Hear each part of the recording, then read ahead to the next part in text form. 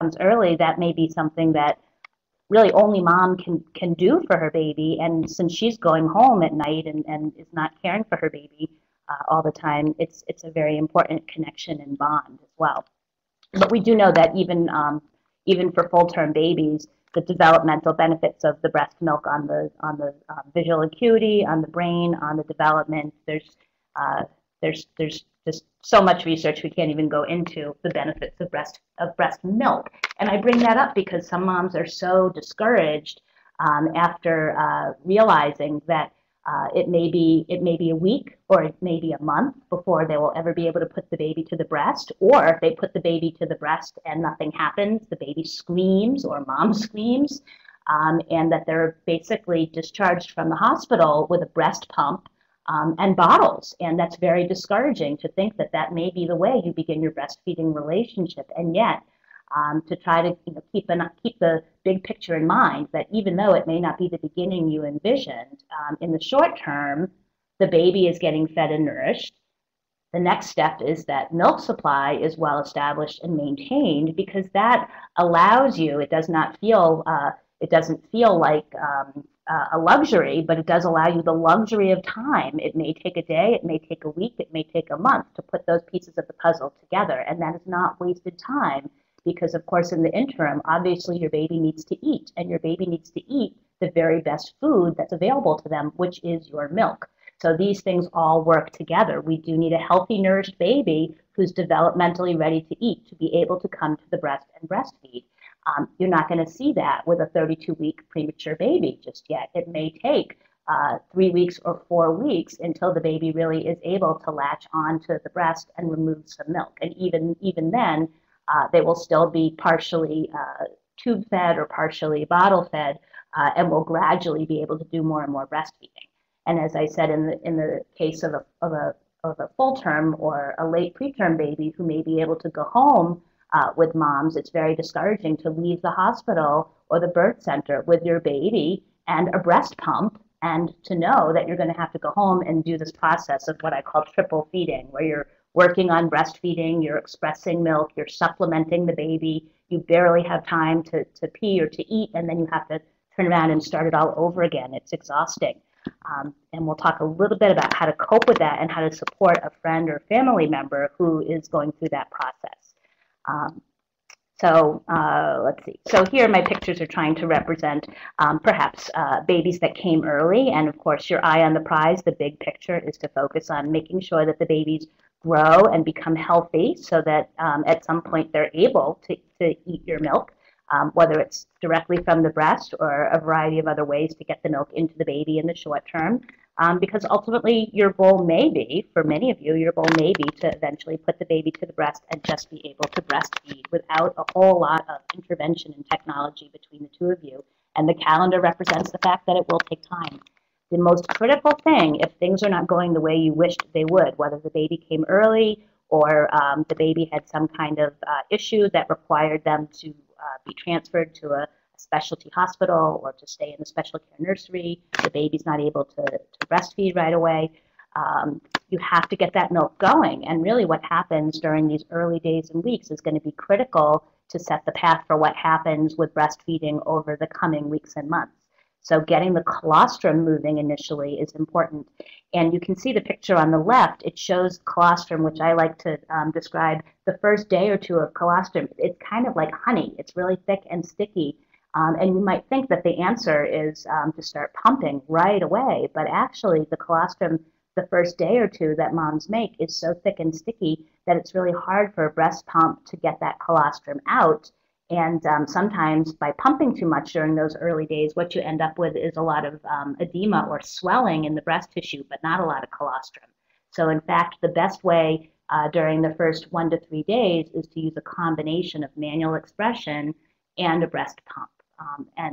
You'll see the difference between the milk that's being expressed into the teaspoon there, which is really thick and concentrated colostrum, and then the proud mom who's showing some expressed colostrum there. And that looks to me like the beginnings of transitional milk. So transitional milk may happen around day 3, maybe day 2 if you're a second-time mom, or day 3 or 4. if you're a first-time mom, or day 4 or 5 if you've had a C-section. And it begins to look, it has more of the consistency or texture of milk. It's a little thicker and more liquidy rather than sticky, but it's starting to look kind of like yellowish milk as opposed to thick and sticky honey. And 8 times in 24 hours really does seem to be about the right number to be aiming for, and that is research-based. For, going to 9 would be great, and going to 10 would even be better, but moms in this situation are typically already pretty overwhelmed, and so 8 is a evidence-based, reasonable number to stick to, and that translates roughly to every 2 to 3 hours during the day and every 3 to 4 hours at night. And that, at this point during days 1 to 3, means using manual expression and massage to help get the colostrum out, and a breast pump, and we'll talk a little bit more about those things. Especially for preemies, and especially for people who are needing to exclusively breast pump their milk, whether it's by situation or in some cases by choice, using the combination of manual expression and a double electric hospital grade breast pump does show a strong benefit over simply pumping or just pumping and doing massage and compression. So the combination, what I call double pumping hands-free and hands-on, I usually refer to that meaning hands on your breasts doing massage and compression as you're expressing milk.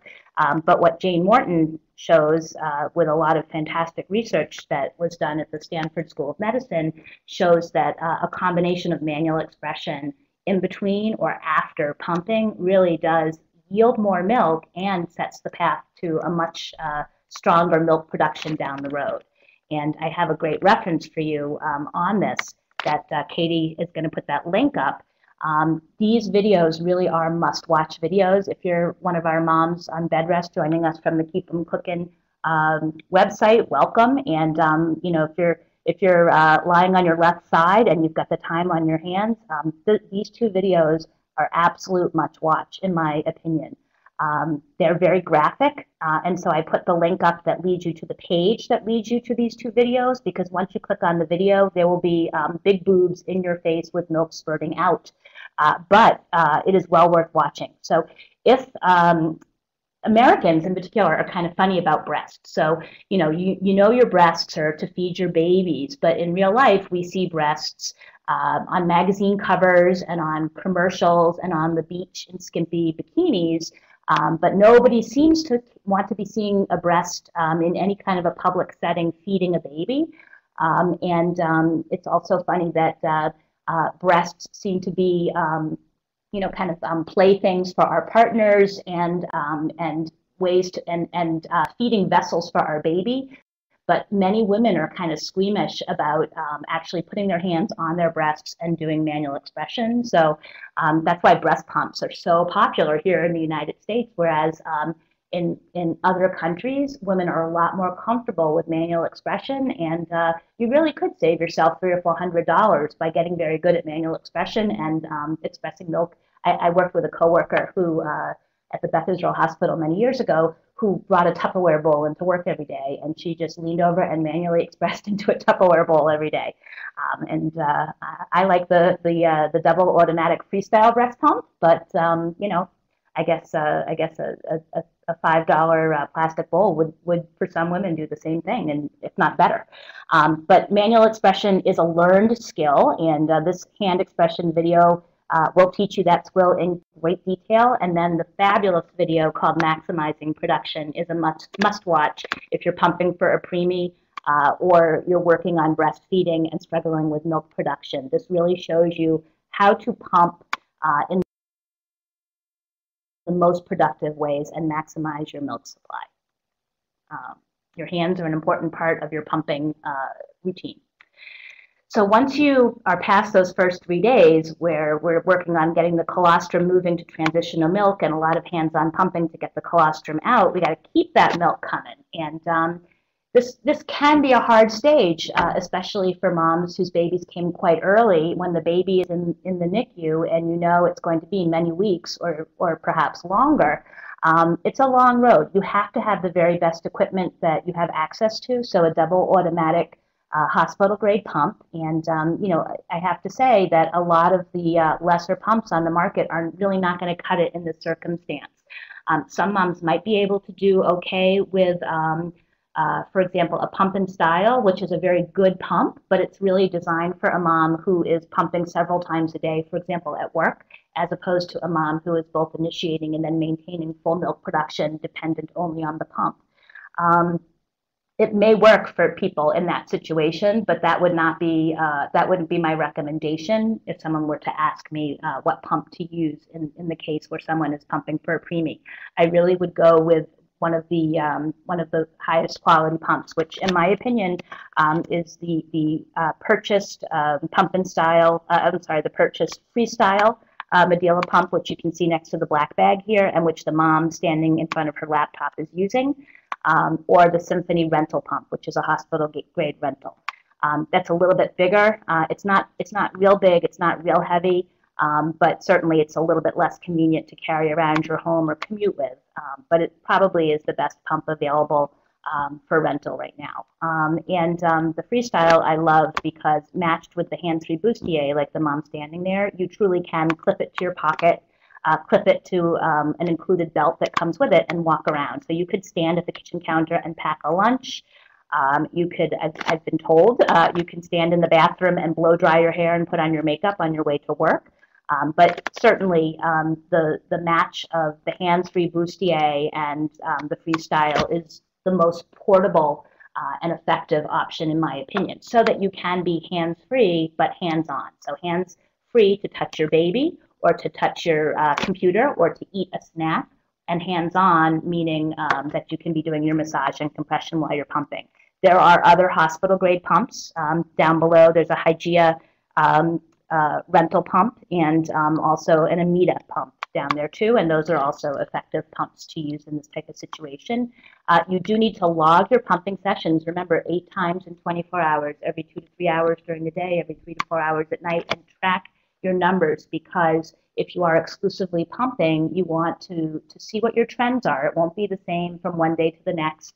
For moms who have babies in the NICU, you'll notice if your baby is healthy and growing and doing well, your pumping volumes are nice and high. If there's a health scare or a health crisis short term, the stress, the adrenaline, the sleepless nights, you know, your milk supply may drop slightly, and so on.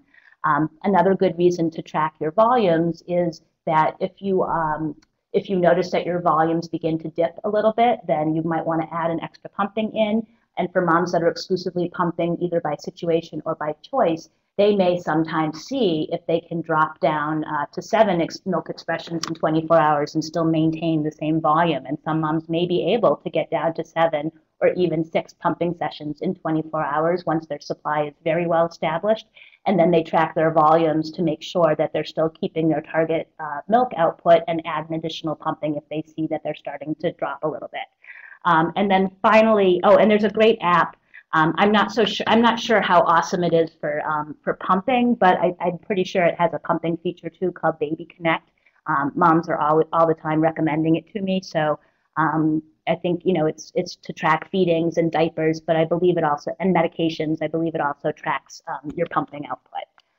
And then finally, sometimes in the NICU setting, sometimes moms may get a medical boost with prescription medication in terms of their milk production, but it's not common, and it's less used now than perhaps 5 or 10 years ago.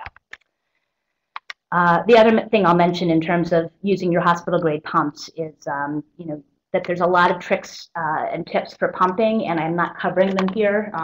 But in terms of the flange size and the angle that you're adjusting your nipple within the flange,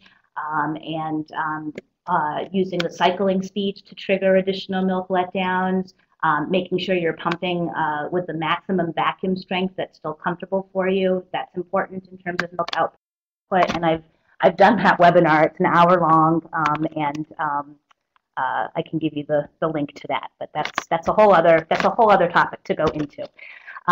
Once you are expressing that milk and getting that milk moving, again, whether your baby comes early and is premature or is almost term or full term, but for whatever reason is not yet nursing at the breast, you got to get the milk into the baby. Now, when a baby is 26 or 28 or 30 weeks, they may or may not be receiving breast milk. Initially, they're going to get breast milk through a tube. A nasogastric tube or an NG tube goes through their nose and into their belly and delivers breast milk to them. And often the breast milk is concentrated or fortified so that it has a little extra calories and nutrients, and milliliter by milliliter, drop by drop. They want to maximize the calories carefully in that.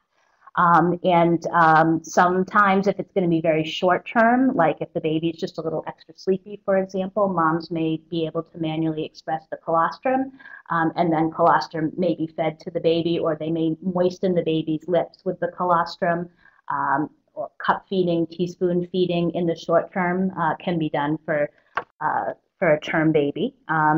Sometimes if the baby is ready to go home and they're able to breathe and to keep their temperature up, really the next hurdle before discharge, whether they're full term or very early, the three things a baby needs to do to be able to go home from the hospital is they need to be able to breathe reliably, they need to be able to maintain their body temperature, and they need to be able to eat by mouth. And so unfortunately, in the NICU setting, sometimes the fastest way to get the green light for discharge is to give the baby bottles, because the NICU wants to see and measure the milk going in and see that the baby is able to maintain their own intake and hydration and gain weight on oral feedings. And unfortunately, most NICUs don't allow the mom to basically live next to the baby and breastfeed for every feeding. And so almost inevitably,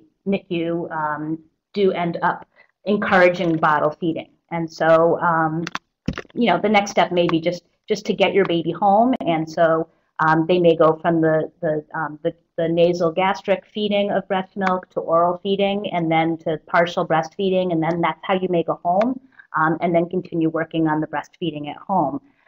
For a variety of reasons, nipple shields, which you see down the bottom, are used, sometimes for premature babies, and sometimes even for full-term babies. It's very common in certain hospital settings for someone to have mom say the baby is having a hard time latching, or the mom has sore nipples or nipple damage, and some pseudo-helpful person puts a nipple shield on mom, puts the baby on the nipple shield, checks off the box that baby is nursing well, and off mom and baby go home, and with no supervision or support on that. But sometimes a nipple shield can be used very appropriately as a bridge to getting the baby to the breast. So nipple shields can be a very helpful tool to allow breastfeeding to happen at the breast. The middle picture you see is a mom who's using something called a supplemental nursery system. There's a couple of different versions of that, but essentially it is what it looks like. It's a little tube that is taped to the breast and delivers breast milk from a bottle, or it could be formula or donor milk from a bottle that is generally hanging from mom's neck, and or doesn't have to be, can be pinned to her shoulder and so on. But this is, for example, maybe a mom has had a breast reduction, or is an adoptive mom who wants to breastfeed and has brought in a partial milk supply. If the baby can latch and is nursing, this is a way to supplement the baby at the breast without having to breastfeed the baby and then follow up with a bottle. These, I find, unless a mom is very motivated, these can be very discouraging very quickly. Also, babies can get pretty smart and learn how to suck on the tube and not necessarily suck on the breast well. But unfortunately, I see a fair number of moms who were set up with a supplemental nursery system at home for breastfeeding challenges and get very, very quickly frustrated with it. It can be very overwhelming, and then especially day 5 or day 7 when mom is very emotional. It's just it's a very high tech extra step to have to take, and it leaks, and it's the baby, the tape comes loose and the baby's crying, the baby's hands are constantly tugging at the tube and so But do know it also can be a helpful tool to breastfeeding if it's working the way that people want it to work. And then the last picture shows finger feeding, and finger feeding is another kind of short-term way to deliver breast milk to a baby. Sometimes it's used in combination with something called suck training, where if a baby bunches up their tongue or doesn't extend their tongue properly, there's certain exercises that parents can be taught to help give the baby breast milk, deliver the breast milk only when the baby sucks. It's also, in some ways, I think it's also a way, sending a baby home finger feeding is a message to the parents that you are going to breastfeed, and that this is a short-term process, and that you're not just supplementing and giving your baby bottles, that you're doing something very special to protect the breastfeeding. And that can be great. Moms and dads sometimes can feel better about giving the baby expressed milk or formula, if necessary, using the finger feeding method, rather than giving a bottle, if to them that's going to feel very discouraging. I'll tell you that we used to talk a lot more about finger feeding, but I don't know that in the longer term, if it's going to be a longer road to breastfeeding for a variety of reasons. That's another method that over time may begin to seem overwhelming, and sometimes parents may decide that in the short term they're going to breastfeed, supplement with the bottle, and work on the supply and work on the breastfeeding. Bottle feeding needs to be done with an eye to protect the breastfeeding, so a wide open mouth, the lips flanged out, a slow flow nipple, and a nipple that requires the baby to suck, not just move their tongue, their lips, their gums, and their cheek pads, because a lot of bottle nipples will release milk with any oral movement, and that is not the way the breast works. And a baby who is getting a lot of bottles without having to put a lot of effort into it will very quickly protest needing to work hard at the breast to get their milk. So you can see the picture of Dad in the yellow shirt doing a nice job with upright paced bottle feeding. The baby is fairly upright. I would like to see that baby sitting up a little higher, but what I do like is the horizontal approach of the bottle going toward the baby. So that's going to be a nice slower flow, rather than the baby laying almost on his back with the bottle coming in almost horizontal. In that position, the baby is going to be chugging back milk, and will be sadly disappointed when they come to a breast and need to work to get each drop of milk. The bottle on the bottom is called Calma, and that's the new bottle that Medela has been promoting. And that bottle is research evidence-based to only release milk when the baby actively sucks. That's another nice trait in terms of bottle feeding a breastfed baby. I have a whole hour-long webinar on that. So if you're having issues between going back and forth between the breast or the bottle, or if you're a breastfeeding mom who's about to introduce a bottle, I would suggest that you take a look at that information. Gradually, you can put the pieces of the puzzle together. Again, what we need to have is a healthy, nourished baby who is developmentally ready to begin eating at the breast. And we have to have a breast that is robustly full of milk, because once the baby comes to the breast, we want them to get a lot of milk reward for their efforts. We don't want them to have to work really, really, really, really hard to get very little milk. And so that's why maintaining full milk supply is going to be so important. Whether it's for a few days or it's for a few weeks or even longer, 8 times in 24 hours, that is going to make sure that you're having enough milk to cover your baby's daily needs and then some. Particularly if your baby is full term, I encourage moms to kind of shoot for about 120% of their baby's intake. So you actually do have milk left over and beyond what you're pumping. The baby is not taking all of the milk that you're pumping. You don't want to create a huge oversupply, but on the other hand, you don't want to be living ounce to ounce. So if, for example, the baby is taking 18 ounces in a 24-hour period, it would be nice if mom was expressing 24 ounces in a 24-hour period. So the extra milk is slowly going into the freezer, and that way, as the baby begins to experiment at the breast or practice at the breast or nurse at the breast, they are getting a lot of milk relatively easily. A nipple shield with supervision can be beneficial for that. that triple feeding. We're going to talk more about that in detail. There's a transition period, which is very confusing for a lot of moms. How do you begin to go from mostly supplementing to partial breastfeeding and partial supplementing, and then how do you know when to gradually begin reducing the supplementing and trusting that the baby is just getting the breast milk? So that is a complex situation. If your baby is having a hard time latching or does a lot of screaming and shrieking at the breast, you're using a nipple shield and so on, you want to keep breastfeeding positive experience for both of you. If you're getting too frustrated or the baby is getting too frustrated at a particular feeding session and you've already been doing a lot of supplementation and so on, if you're in the scenario of working on breastfeeding and then you have to supplement the baby and then you have to pump, don't spend 40 minutes fighting with your baby over breastfeeding. Also, if your baby is nursing well for 5 or 7 minutes and then falls asleep but is still resting on the breast, if you're still going to need to supplement your baby and you're still going to need to pump, it's okay to use breast compression, stimulate the baby, see if you can keep that active transfer of milk going for a few more minutes, and then proactively end the feeding if your baby is late preterm and you've been told that you need to work on the breastfeeding, supplement, pump, and so on.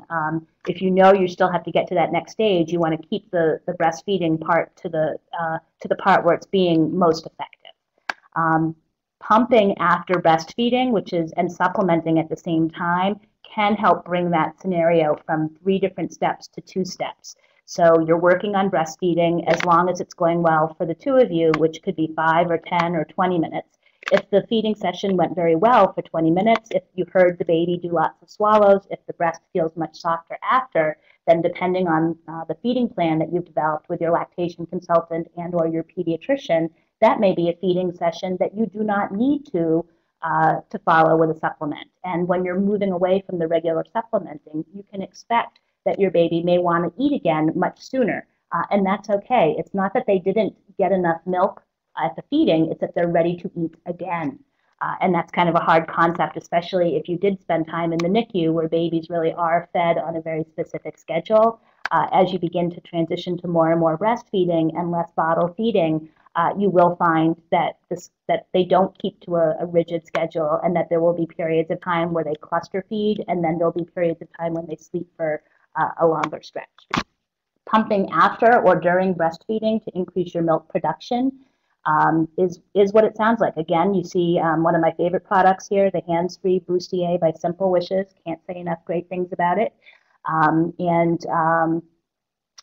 Yeah, so you're working on the breastfeeding or you're supplementing, sitting down, double pumping afterwards while keeping the baby content with you. Of course, this is an older baby, so she's showing a toy, but she could be supplementing if required, which is what you see in this picture, or she could just be keeping her baby content or amused by sitting next to her baby with her hands available. Also doing that massage and compression we talked about.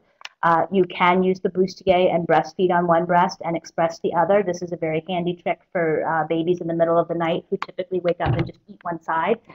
It's leaving your pump set up at your bed for single pumping may allow you to express the other side while they're feeding. And then if you are pumping for a full-term healthy baby at home, pumping after breastfeeding, you may express very small volumes of milk.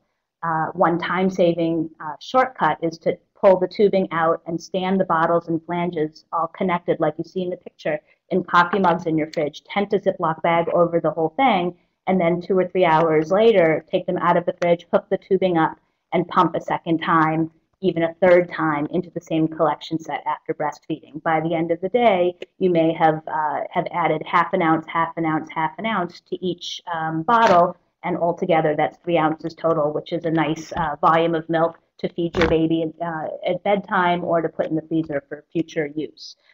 If you are doing that shortcut of refrigerating and reusing your pump parts in the workplace or at home in between pumping sessions, at least once every 24 hours, use your dish soap, your bottle brush, do a very thorough cleaning. Remember, unfortunately, there are no cleaning shortcuts for immunocompromised, ill, or special care nursery. They have very, very specific, careful hygiene protocols that do need to be followed for these most vulnerable babies. To kind of close up this topic, remember that your milk supply does matter in terms of the longevity of maintaining milk production, whether or not you plan to, want to, or end up eventually bringing the baby to the breast or transitioning to full-time breastfeeding. Never assume that that won't be able to happen, because as long as you have a full milk supply, you always have the option of working to bring the baby to the breast. And that's what really experienced lactation consultants can really help you with. But remember, the best way to do that, double pump, hands-free, hands-on, combination of hands-on pumping and manual expression, hospital-grade double automatic pump, 8 times in 24 hours, and aim for a small amount of overproduction. Not a huge amount of overproduction, because that's not comfortable, it's not fun, and it also, in some ways, kind of dilutes the nutrition of the milk slightly. But a little bit of oversupply is kind of like insurance, and that's a good thing. What happens during the first weeks are important. Frequent and thorough removal of the milk helps make more milk.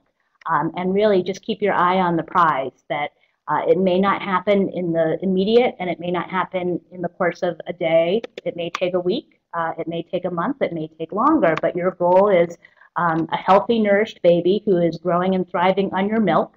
Once your baby is growing and thriving and you have plenty of milk, you have the ability to put those pieces of the puzzle together and get the baby to the breast. So that's really what it's all about. My closing slide here, and this is good because I'm still going to have 15 minutes to answer all your questions that are coming in. My closing slide here is a reminder that we're here every Thursday at noon, and next week I have no topic planned. I'm going to do all questions and answers for the whole hour, anything breastfeeding, pumping, or baby related, and that all of these webinars, including today's, are recorded and are available on demand, free of charge, and some of the recent topics that we've talked about I put up here. And in particular, of interest that tie into this topic, we talked about bottle feeding the breastfed baby. We talked about supply concerns. Block ducts and mastitis prevention and treatment is also a good one to know about. Yeah, I think that wraps up the topic on this one. Katie, can you change the slide for me? I'd appreciate that. And meanwhile, thank you, Katie. Take a deep breath. Yeah, you try talking nonstop for 47 minutes. Trying to keep a little animation in my voice, too. Let's see now. Next question. My son, 22 months, rock on. Good for you. My son, 22 months, now 22 months, never really spit up. But my daughter, almost a month, seems to spit up all the time. I am being vigilant about burping her. At the beginning of the week, cut out dairy in hopes that will help. Any other thoughts? Okay, what you need to do is just close your eyes for a minute, because I'm going to the very end of this deck. There we go. Look at that. That didn't happen. That didn't even take long. We started off at the end of the deck somehow. Okay, so pretty much all babies have reflux. Reflux is not a dirty word. Reflux does not necessarily mean gastroesophageal reflux, and it doesn't mean acid reflux. Reflux really means regurgitation, and it means that the baby's stomach contents slosh up through the neck. The reason for that is because your baby at 1 month, and this baby here looks to me to be about maybe about a month old, maybe 5 or so weeks old, and if you look real careful, you can see that the baby is lying in a pile of spit up. Your baby is very much like a hot water bottle that you see pictured here, and imagine the stopper only partially screwed into the top, and the contents are full of water and a little bit of air, and it sloshes around. And if you bend or fold or press on that hot water bottle with the stopper only loosely attached, if you do it a certain way, you're going to get liquid sloshing out the top. You can hold your baby upright after feeding, and that will help the contents settle to the bottom of the bag. And that's what you see here in this picture. But ultimately, if you know that your baby is a spitter, when you lay her down, she's going to spit. So it's nothing that you're doing or not doing. It's not that your burping technique isn't good enough.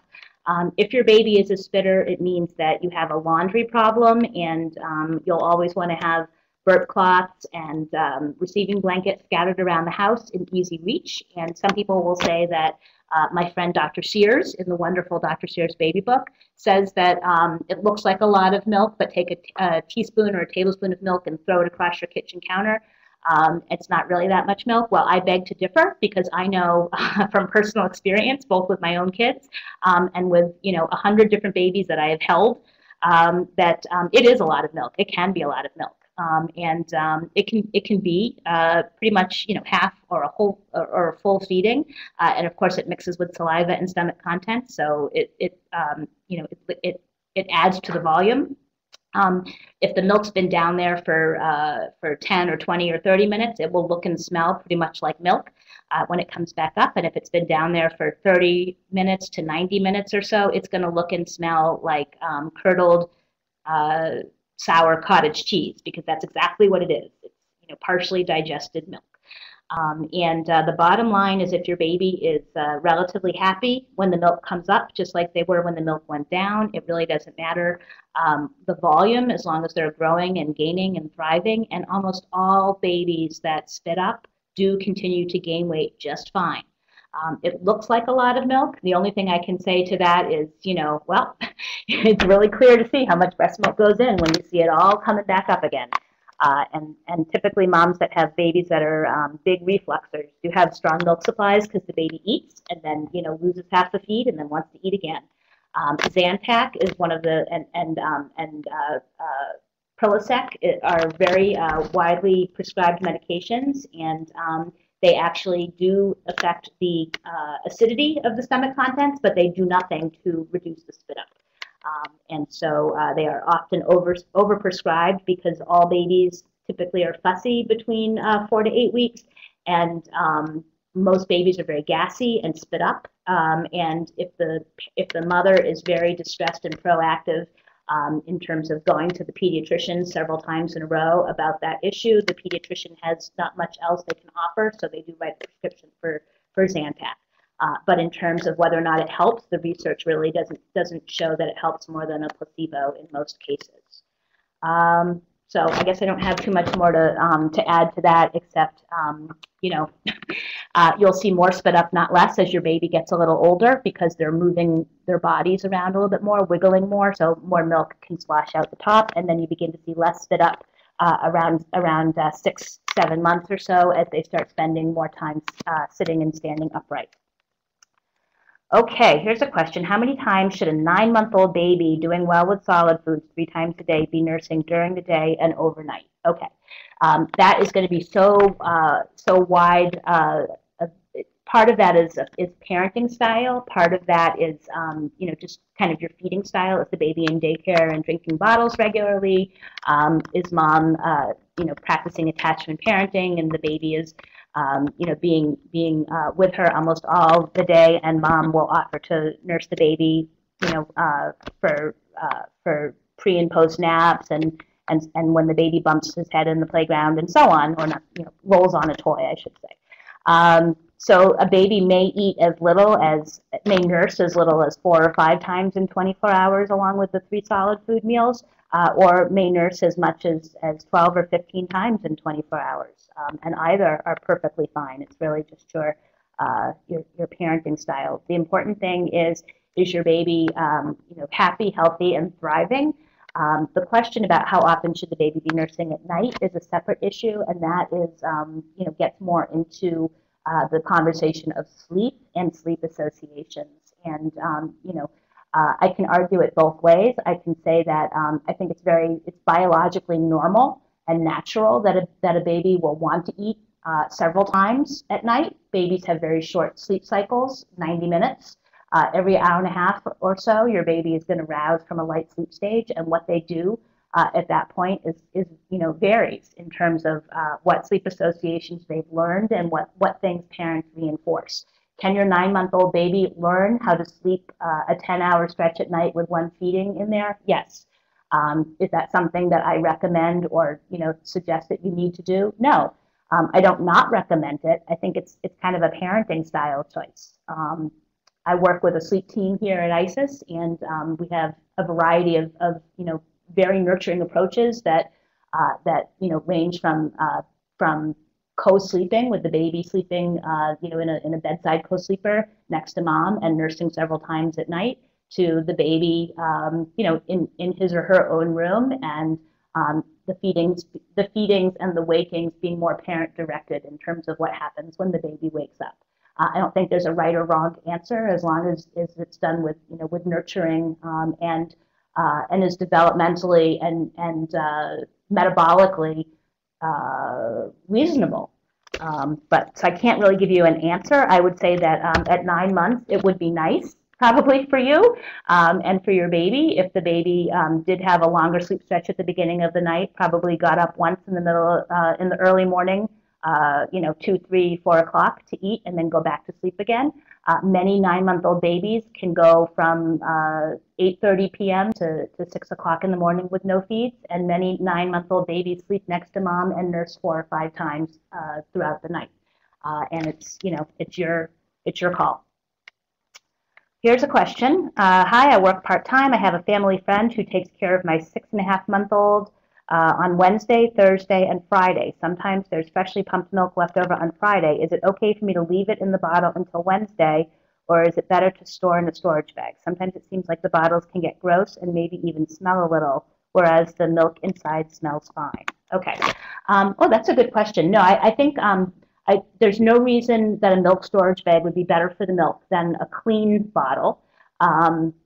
Milk storage bags are very helpful if you're putting the milk in the freezer. And let me get a picture up here on freezing the milk.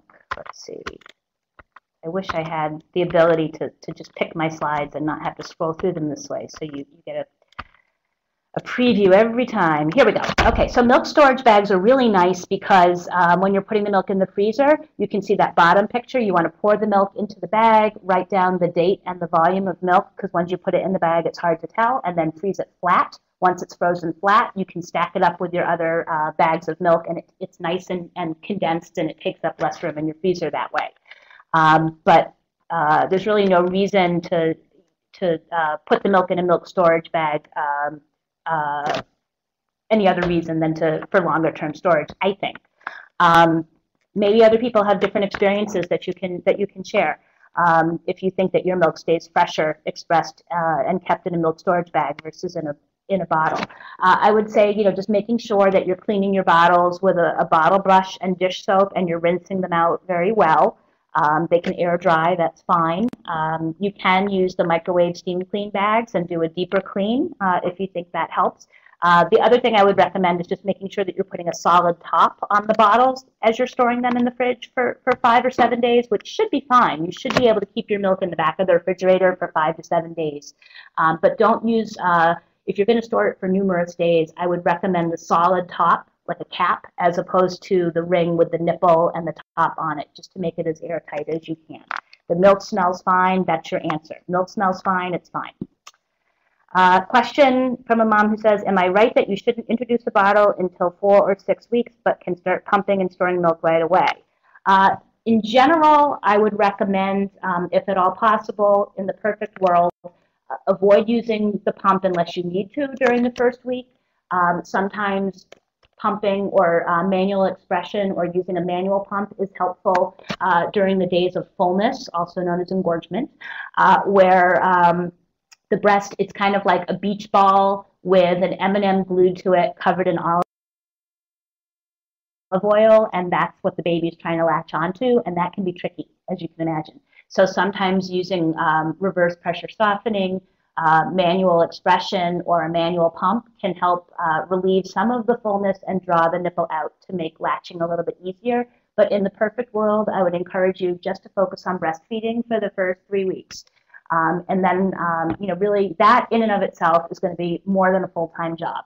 And so once you get breastfeeding going well, week 2, week 3, then around week 3, you can begin dabbling with pumping, and around week 4, you can introduce the bottle. So getting into a routine where you're pumping perhaps once a day in the morning after breastfeeding, storing that milk, and then gradually the following week, maybe around week 4, introduce the bottle using some of those bottle feeding the breastfed baby to preserve the breastfeeding tips, and alternate then between feeding the fridge and feeding the freezer, meaning if you're expressing milk once a day, Monday, Wednesday, Friday, put the milk in the refrigerator, and those are the bottles that you can be offering every other day or so. So your partner can do one of the before bed feedings or something like that. So maybe you can get a little bit more sleep.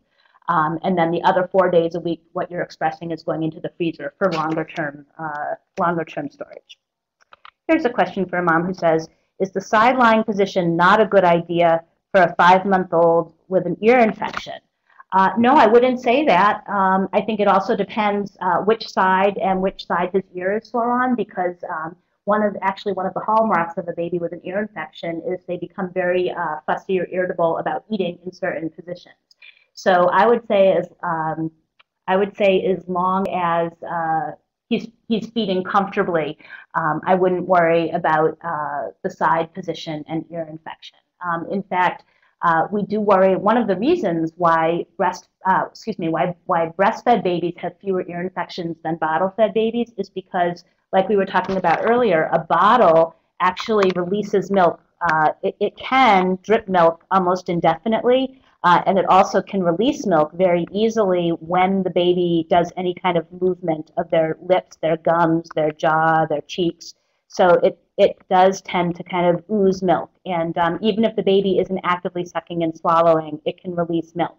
And that milk actually can go to the very back of the throat and actually enter into the eustachian tubes in the ear. And that's why bottle-fed babies tend to get more ear infections.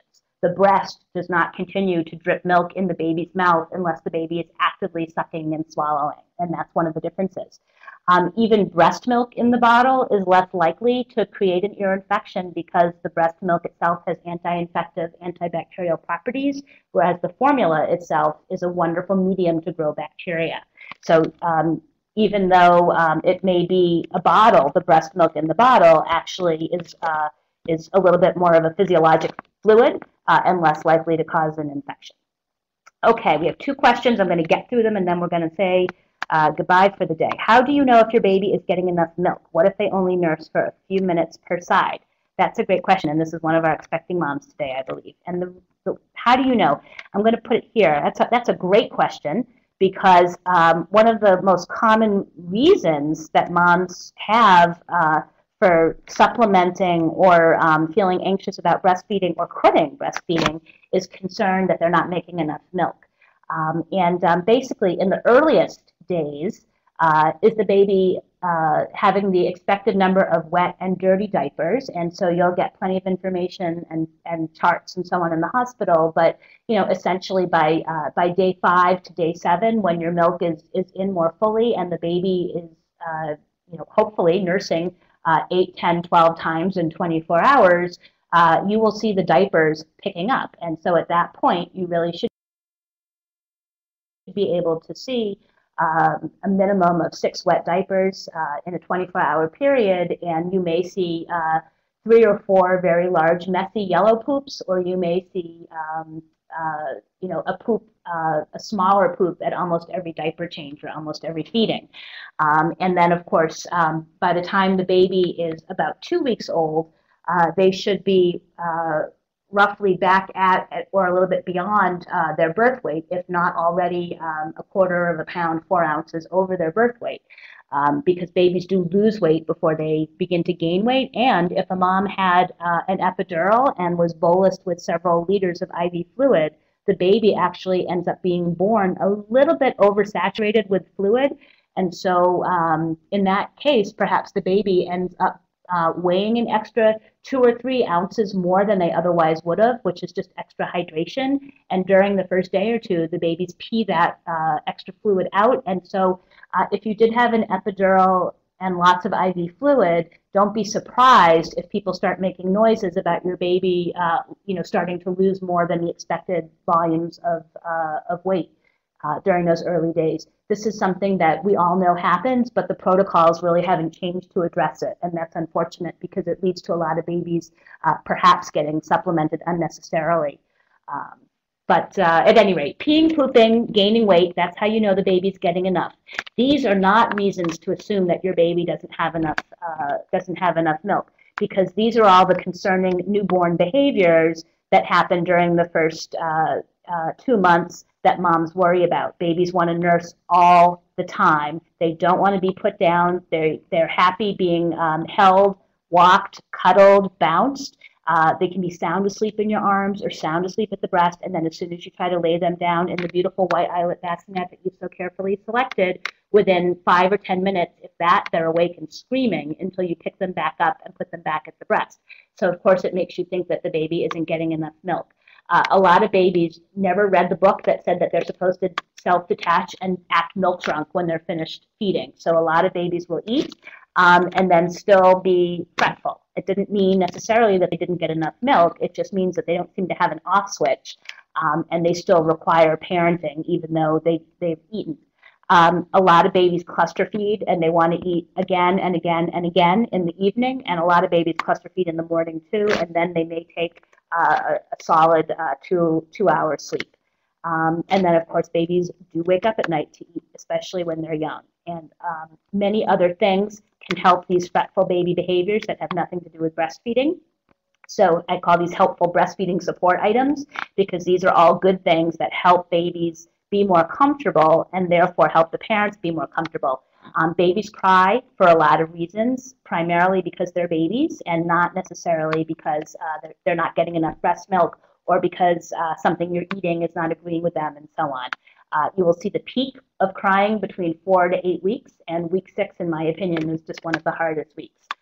For you, it could be week 5 or week 7, but in that range. Weeks 4 to 8 are hard weeks. So make sure you've got your supports lined up for that time, because the reason that is a hard pattern time frame is because partners go back to work, family go home, the UPS truck driver doesn't come every day, everybody else's life begins to go back to normal, but your life is completely and utterly changed in every way. So if you can have structure, if you can have plans for an outing or a visitor or your Great Beginnings group or whatever it is, something, something each day that's supportive for you during weeks 4 to 8. That seems to be a time frame where moms need the support more, and the support is around less, and that's the time where babies begin to be awake a lot more during the day, and since they haven't developed any hobbies yet, essentially you are spending your entire time holding them, walking them, bouncing them, and feeding them. If that's what it feels like you're doing, moms at home, you're not imagining it. That is life with a 3 to 7 week old or a 4 to 8 week old. It does get better. These things can help, though. A white noise machine that's continuous. The Sleep Sheep is adorable, but it shuts off. You need the continuous white noise machine. This one's by Marpac. We sell it here at ISIS because it is freaking awesome. A swaddle technique that works well with the arms down. We don't swaddle brand newborns with the arms down at 3 days old. But once your baby is feeding well, gaining weight, your focus shifts from how can I make sure this breastfeeding thing is happening to how can I make sure this baby actually, goes down for a 2-hour chunk. So I can go down for a 2-hour chunk, then super swaddle or swaddle snug with the arms down may be the answer. The physio balls are awesome, just sitting on the ball and bouncing. And if you can pair that with a sling or a carrier, then your hands are free. The baby gets that wonderful vestibular motion. Take the chair away from your desk. You can sit at the table and bounce and eat your dinner that way, or sit in front of the computer and blog or check your email, sitting on the physio ball, wearing your baby in a carrier and hands free.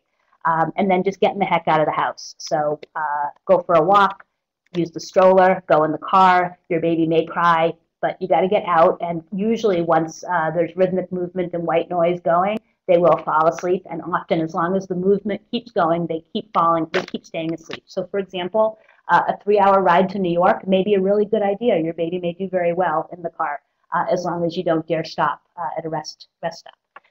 Okay, well, I see that we're 6 minutes over, and so it's time for me to say goodbye, and thank you all for coming today. Please do spread the word about our webinar. And come back next week. Put it on your calendar now, and next week it's going to be all questions for the full hour. So I think there were just a couple of questions that I wasn't able to get through. I got through almost all of them, and next week I'm going to get through as many of the questions as I possibly can. So I will see you next week. Have a great week and happy nurturing, and thank you, Katie, for being our moderator today.